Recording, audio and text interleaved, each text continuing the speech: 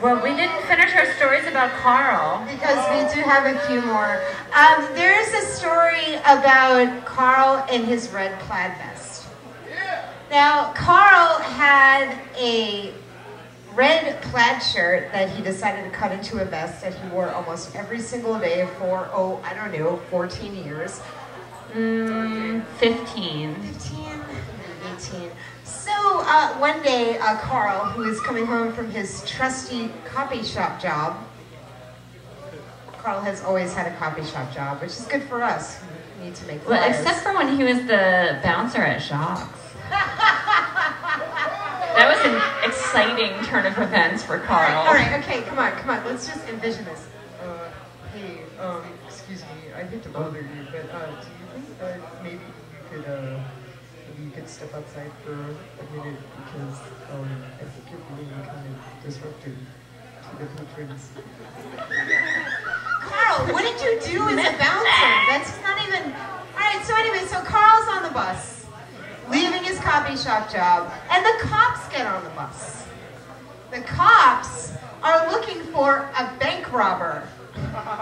They're looking for Cops are looking for a guy who robbed a bank in the Harvard Square area who was coincidentally wearing a red plaid vest. Now, if you walked onto a bus and looked around, who would look like a fucking criminal to you? Would it be Karl? Or would it be the old black lady coming home from her hotel housekeeping job? I think that it would be Karl. Hint, Karl.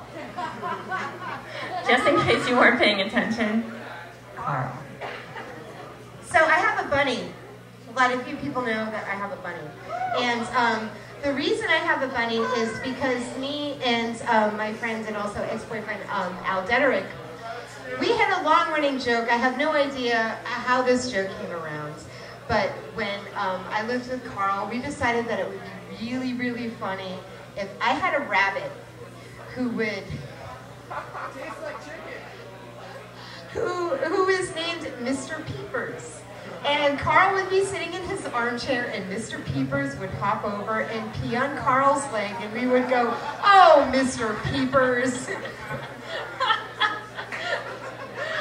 Well, so one day we saw a bunny in a pet shop and we bought him and I still have him and his name is Bunny and not Mr. Peepers. But if it weren't for Karl, I probably would not have a pet bunny. well, Karl is a true animal lover because, do you remember way This is back? gross, Jessica. No, This it's is gross. not. It's gross. No. This is very sweet and charming and it will bring a tear to everyone's eye. All right. Way back when I had a pet slug named Pokey. And she was a little tiny slug in this terrarium. And albino. And she would only eat one sort of cabbage that I got in Chinatown. And then one night She shopped especially for the slug. I She made a had to. separate She was shopping trip for She the was a slug. picky eater. You couldn't help it. And then one night, the poor little slug dried up and kind of died.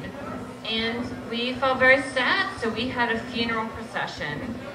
And we buried poor Pokey. We put her in a matchbox, and buried her. We climbed through a hole in a chain link fence, dug up a hole in the frozen ground with a spoon, and buried Pokey. And then we went back to the 29 Brookside Ave and had a toast. To Pokey.